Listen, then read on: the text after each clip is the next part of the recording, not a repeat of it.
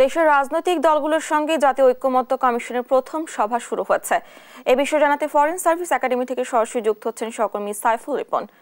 সাইফুল, বৈঠক কখন শুরু হয়েছে আর আলোচনায় কি কি বিষয় থাকছে? ফরেন সার্ভিস একাডেমিতে বেলা ঠিক ৩টায় এই বৈঠকটি শুরু হয়েছে এবং আপনি যেমনটি জানেন যে জাতীয় ঐক্যমত্য প্রতিষ্ঠার লক্ষ্যে যে জাতীয় ঐক্যমত্য কমিশন গঠন করা হয়েছে ডক্টর মোহাম্মদ ইউনূসের নেতৃত্বে, এবং সেই বৈঠকে কিন্তু আজকে প্রথম দিন এবং বাংলাদেশের বিভিন্ন রাজনৈতিক দল সহ বিভিন্ন সামাজিক সংগঠন এবং বৈষম্য বিরোধী ছাত্র আন্দোলনে যারা নেতৃত্ব দিয়েছেন তাদের পক্ষ থেকেও এখানে প্রতিনিধি দল উপস্থিত রয়েছেন। এবং আমরা এই বৈঠকটি শুরু হওয়ার আগে প্রধান উপদেষ্টার প্রেস সচিব তার সাথে আমরা কথা বলেছি এবং তার কাছে কথা বলে আমরা যতটুকু জানতে পেরেছি যে এই বৈঠকের মধ্য দিয়ে যেই সিদ্ধান্তগুলো হবে এবং ঐক্যমতের যেই জায়গাগুলো তৈরি হবে সেই ঐক্যমতের বিষয়গুলো নিয়ে যে একটি চার্টার তৈরি করা হবে যা জুলাই চার্টার নামে পরিচিত হবে। এবং তিনি যেটি বলেছেন যে অন্তর্বর্তী সরকারের প্রধান উপদেষ্টা এর মধ্যে কিন্তু এক ধরনের ইঙ্গিত দিয়েছেন যে এই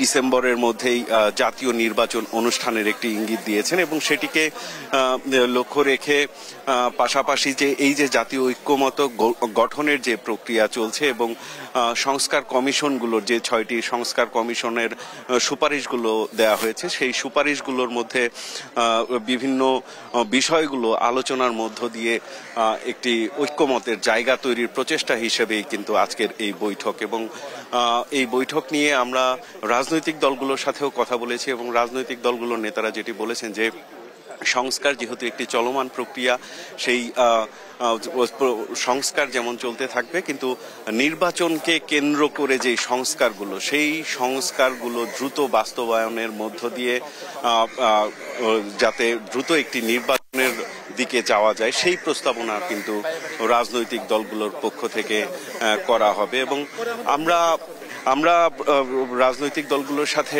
বিশেষ করে বিএনপির প্রতিনিধি দলের সাথে দলটির স্থায়ী কমিটির সদস্য হাফিজ উদ্দিন আহমদের সাথে কথা বলেছি। তিনি যেটি বলেছেন যে স্থানীয় নির্বাচন এবং জাতীয় নির্বাচন নিয়ে যেই প্রশ্ন উঠেছে সেই ক্ষেত্রে তাদের দলের অবস্থান স্পষ্ট করবেন আজকের বৈঠকে। এবং তারা যেটি বলছেন যে অন্তর্বর্তী সরকারের প্রধান দায়িত্ব একটি জাতীয় নির্বাচন অনুষ্ঠান করা, সেই দাবিটি কিন্তু তারা তুলে ধরবেন এমনটি কিন্তু বলেছেন।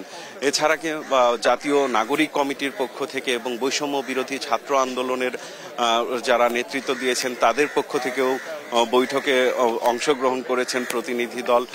তাদের সাথে বৈঠক করে প্রধান উপদেষ্টা বক্তব্য রাখবেন আজকের এই বৈঠকটিতে এবং আজকে কোন কোন বিষয়ে ঐক্যমতের জায়গা তৈরি হয় এবং সামনে আর কি কি বিষয় নিয়ে আলোচনার সুযোগ থাকবে সেই বৈঠকটি শেষেই কিন্তু আমরা স্পষ্ট হতে পারবো। ডানা,